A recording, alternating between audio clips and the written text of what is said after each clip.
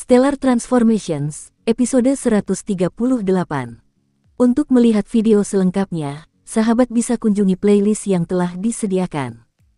Yuk mari, kita berimajinasi bersama dan masuk ke alur ceritanya.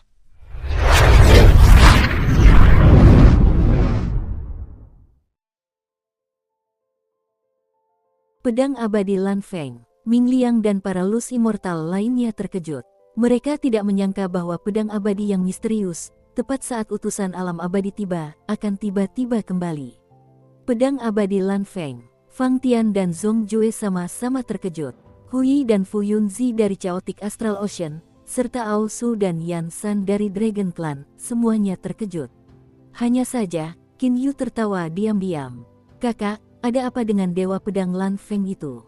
Apa dia punya cara untuk menghadapi Huaiyan?" Tapi jimat melumpuhkan 100 guntur itu bahkan melukai pemimpin klan naga, Fang Tian.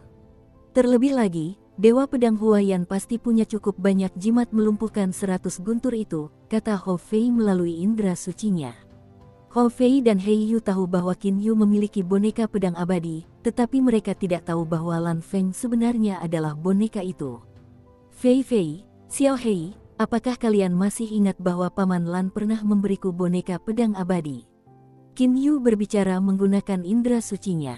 Hou Fei dan Hei Yu menatap boneka pedang abadi. Secara misterius, boneka itu melirik Hou Fei dan Hei Yu, ekspresinya hampir sama persis dengan Qin Yu. "Kakak, dia tidak mungkin." Jika Hou Fei dan Hei Yu tidak mengerti sekarang, maka mereka benar-benar idiot. Qin Yu menunjukkan senyum tipis, bahkan tanpa menjawab, Hou Fei dan Hei Yu sepenuhnya mengerti apa yang sedang terjadi saat ini. "Lan Feng, pedang abadi Lan Feng. Kau Lan Feng yang mengambil diagram penghancur langit milik penguasa Yu?" tanya Huaiyan sambil menatap Lan Feng. "Setelah mencuri harta Anda, tidak akan ada musuh yang kembali untuk dengan senang hati memamerkannya di hadapan Anda." "Penguasa Yu." Lan Feng tersenyum tipis dan melanjutkan, "Temanku Huaiyan, kau harus berhati-hati dengan ucapanmu. Setahuku, diagram penghancur langit ini awalnya milik Kaisar Abadi Niyang, dan kemudian di rumah abadi 9 pedang, 3 keping diagram penghancur langit dibagi antara Yan Ji dari Istana Yin Yue, Yan Mo dari Klan Naga, dan Qin Yu dari Menara Bintang. Dan keping diagram penghancur langit yang kudapatkan hari ini awalnya milik Qin Yu. Ming Liang lah yang pergi ke benua Qianlong dan merebutnya dengan paksa, dan dalam perjalanannya, puluhan ribu manusia tewas. Kalian merebutnya, jadi aku datang untuk mengambilnya darimu. Berdasarkan alasan apa kau mengatakan diagram penghancur langit ini milik penguasa Yu?" Zhong Jue menduga Lan Feng berasal dari sekte Paman Lan. Wajar saja jika hatinya berpihak pada Lan Feng. Apa yang dikatakan saudara Feng masuk akal, mereka mencuri dari adik junior Qin Yu. Karena Lan Feng sudah mengambilnya, berarti sudah dikembalikan kepada pemiliknya yang sah, kata Zhong Jue sambil tersenyum. "Mengembalikannya ke pemilik aslinya." Huaiyan, Pendeta Ming Liang, dan para Lus Immortal lainnya semuanya ragu. Bagaimana mungkin Lan Feng adalah pemilik sah diagram pemisah surgawi? Lan Feng membalikkan tangannya dan dari sana muncul sebuah lukisan tinta. Sambil tersenyum, ia berkata, "Guru Qin Yu dan saya punya beberapa koneksi di masa lalu. Mengatakan bahwa lukisan ini dikembalikan kepada pemiliknya yang sah adalah hal yang dapat diterima." Setelah mengatakan ini, Lan Feng tersenyum dan menatap Qin Yu. Qin Yu menunjukkan ekspresi takjub yang tepat waktu. Tatapan mata Qin Yu dan Lan Feng bertemu. "Bro, itu boneka pedang abadimu. Kok bisa bertingkah seperti manusia sungguhan?" tanya Hou Fei dengan sangat terkejut. Dia tahu kalau boneka pedang abadi itu tidak punya jiwa. Kok bisa bertingkah seperti manusia sungguhan? Qin Yu berkata melalui indera sucinya, "Misteri di balik boneka pedang abadi dari Paman Lan bukanlah hal yang bisa dipahami oleh seseorang dengan kemampuan sepertiku. Aku tidak hanya bisa membagi perhatianku antara diriku dan boneka itu, aku bahkan merasa bahwa boneka pedang abadi adalah bagian dari tubuhku." Hati Qin Yu meratap. Boneka pedang abadi benar-benar mistis, seperti tubuh jasmani tambahan. Mengembalikannya kepada pemiliknya yang sah, Kalau kau bicara soal mengembalikannya kepada pemiliknya yang sah, bukankah seharusnya itu diserahkan kepadaku? Kaisar Abadi Niyang adalah salah satu kaisar terkuat di alam abadi kita. Diagram penghancur langit ini ditinggalkan oleh Kaisar Abadi Ni yang, pada akhirnya, seharusnya diserahkan kepada alam abadi. Akulah utusan alam abadi, diagram penghancur langit ini seharusnya menjadi milikku. Huaiyan tersenyum tenang. Di permukaan Huaiyan tampak tersenyum, tetapi sebenarnya, dia sedikit khawatir. Benar, Ming Liang benar. Pedang abadi Lan Feng ini seharusnya adalah dewa emas tingkat 1 atau bahkan lebih tinggi. Huaiyan tidak bisa merasakan betapa kuatnya Lan Feng dengan indera sucinya. Ini menunjukkan bahwa kekuatan Lan Feng tidak lebih rendah darinya. Pedang musuh abadi yang kekuatannya tidak lebih rendah darinya. Huaiyan meyakini bahwa alam fana sama sekali tidak memiliki dewa emas kecuali jika ia merupakan keturunan alam abadi. Utusan Kaisar Abadi yang mana dia? Hanya sedikit yang berani melawan Kaisar Yu. Huaiyan segera merenung. Kau berasal dari alam abadi. Kau percaya aku bukan? Tanya Lan Feng sambil tersenyum. Huaiyan menatap kosong ke arah Lan Feng. Lan Feng jelas merupakan seseorang yang telah turun dari alam abadi ke alam fana. Ia tidak bisa membuang waktu memikirkan apakah itu benar atau tidak. Ia harus melihat kekuatannya terlebih dahulu, dan jika Lan Feng memang kuat, maka ia harus meluangkan lebih banyak waktu untuk mempertimbangkan bagaimana ia akan melangkah di masa depan. Huaiyan memancarkan kekejamannya. Kau dari alam abadi. Haha, aku keluar dari lorong antara dua alam, semua orang di sini melihatnya. Dari manapun asalmu, diagram penghancur langit ini diperoleh oleh Ming Liang dan dipersembahkan kepada penguasa Yu. Beraninya kau mencuri harta yang dipersembahkan kepada penguasa Yu, siapapun pendukungmu, mereka tak akan bisa melindungimu. Huaiyan perlahan mengulurkan tangan kanannya ke punggungnya.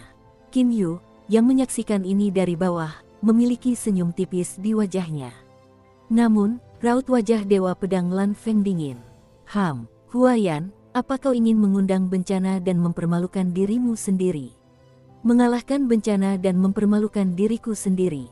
Huaiyan pun tersenyum dingin, masih terlalu dini untuk mengatakan siapa yang akan kalah. Tapi saat ini, energi melonjak dari Zhong Jue, menyelimuti 50 ahli dari Samudra Kekacauan Astral, termasuk Qin Yu dan saudara-saudaranya. Fang Tian juga melepaskan gelombang energi untuk melindungi para ahli klan naga, dan pasukan dari Luz Immortals dengan cepat mundur kembali ke Istana Surgawi. Seorang pedang abadi memadatkan energi ke dalam serangannya. Begitu pedang seorang abadi pedang bersentuhan dengan seorang ahli praktisi longgar biasa, bahkan abadi longgar kesusahan ke-10 atau ke-11 akan menguap.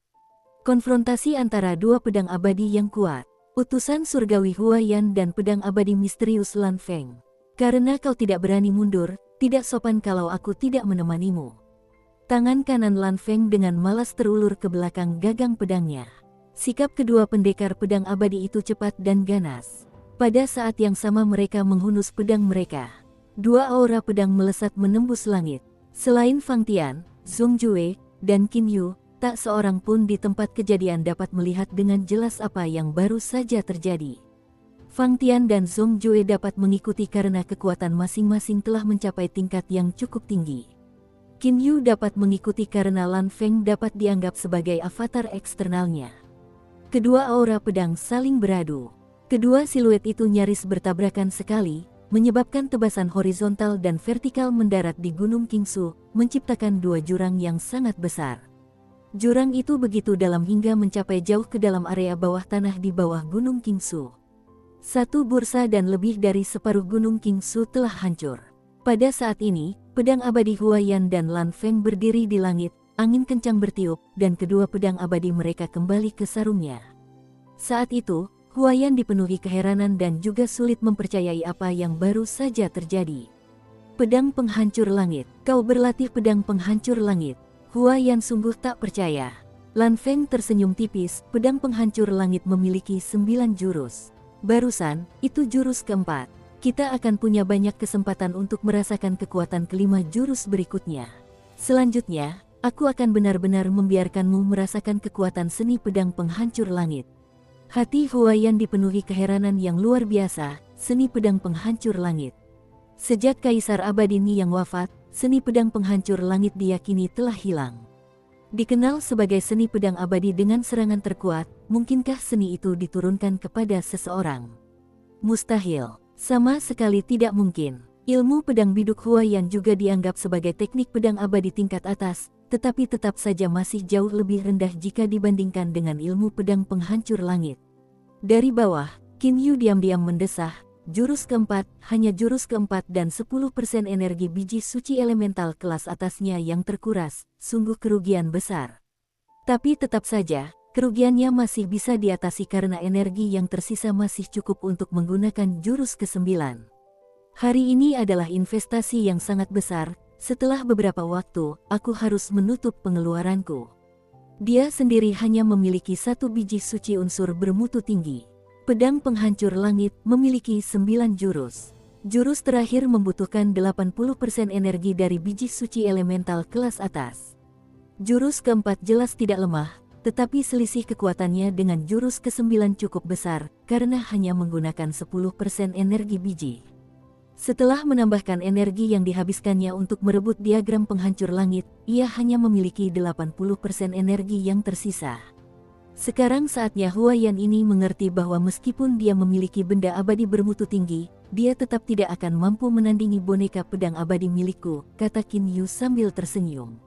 Qin Yu masih ingat instruksi Paman Lan untuk menggunakan boneka pedang abadi. Pedang abadi dibuat dari bahan khusus. Dalam perkataan Paman Lan, boneka pedang abadi dapat dikatakan tidak dapat dihancurkan, bahkan jika seorang dewa mistik turun dan mencoba menghancurkannya, diperkirakan dewa mistik ini tetap tidak akan mampu menghancurkan boneka pedang abadi. Tentu saja, semua ini pasti dipasok energinya oleh biji suci unsur kelas atas. Jika tidak ada biji suci unsur kelas atas untuk menggerakkannya, sekuat apapun boneka pedang abadi itu, ia tak lebih dari sekadar besi tua.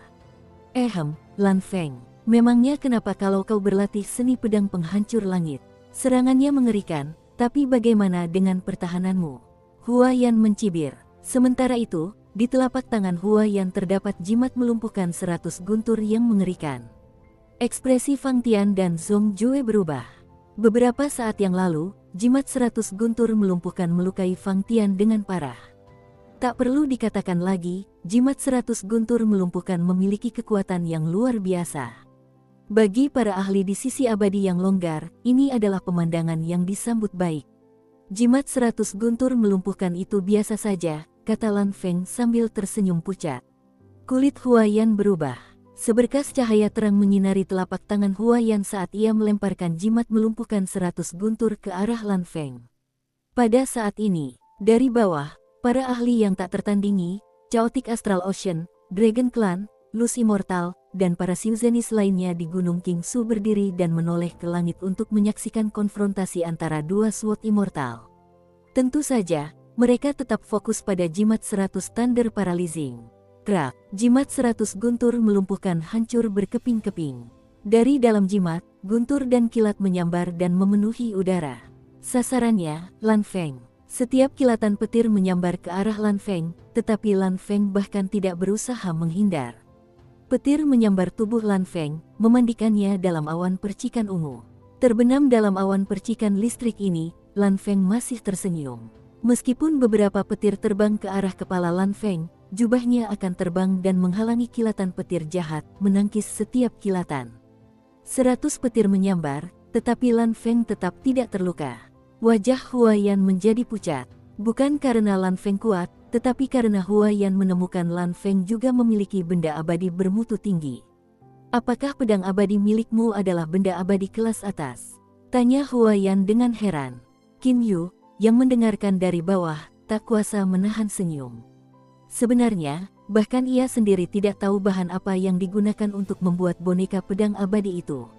Ia hanya tahu bahwa meskipun ia belum pernah melihat bahan-bahan itu sebelumnya, namun bahan-bahan itu tetap sangat kuat dan tahan lama. Benda abadi kelas atas, bisa dibilang begitu, kata Lan Feng sambil tersenyum.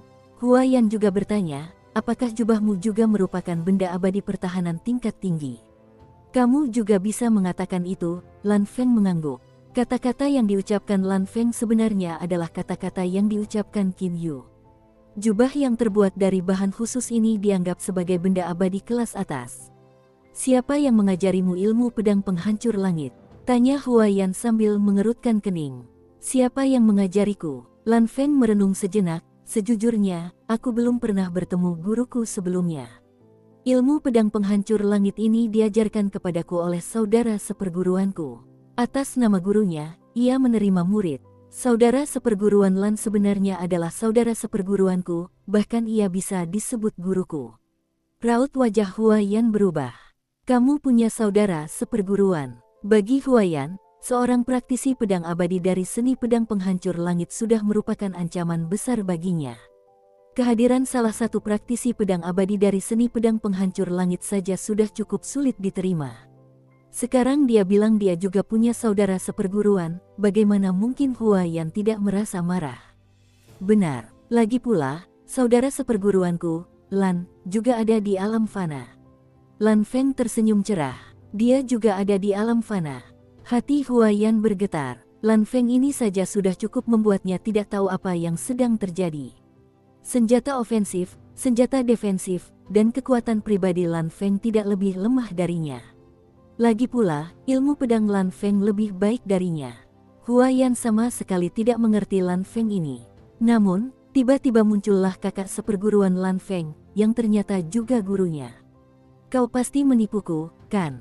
Huayan tersenyum, membiarkan seorang dewa emas level 1 melewati penghalang antar alam saja sudah sangat sulit. Selain alam iblis, dan alam abadi, aku tak bisa membayangkan ada orang lain yang mampu membiarkan seorang ahli yang jauh lebih kuat melewati penghalang antar dua alam untuk sampai ke alam ini. Lan Feng tersenyum tenang, percayalah pada apa yang kau suka. Namun di bawah Zhong Jue tengah merenung bersama Fang Tian. Lan Feng ini memanggil saudara seperguruannya sendiri dengan sebutan saudara seperguruan Lan. Mungkinkah senior Lan adalah saudara seperguruan Lan Feng ini? Qin Yu tidak bisa menahan senyum. Apa yang dikatakan Lan Feng, Zhong Jue, dan Qin Yu semuanya membantu membangun cerita latar belakang yang salah. Sebuah sekte dengan dukungan kuat, generasi muda sekte ini terdiri dari Qin Yu, Hou Fei, dan He Yu. Generasi tua terdiri dari para ahli, Paman Lan dan Lan Feng. Fang Tian dan Zhong Jue mulai percaya bahwa sekte palsu ini ada. Huayan, barusan kau menggunakan jimat melumpuhkan 100 guntur untuk menyerang. Apa giliranku sekarang? Tanya Lan Feng tiba-tiba. Dalam sekejap, Huayan tiba-tiba mengerahkan kekuatannya secara maksimal.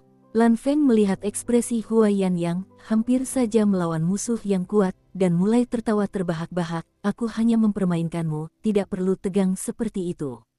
Lan Feng langsung menatap Qin Yu, sahabat kecilku, aku harus pergi sekarang, tapi nanti aku mungkin punya masalah yang perlu kau tangani.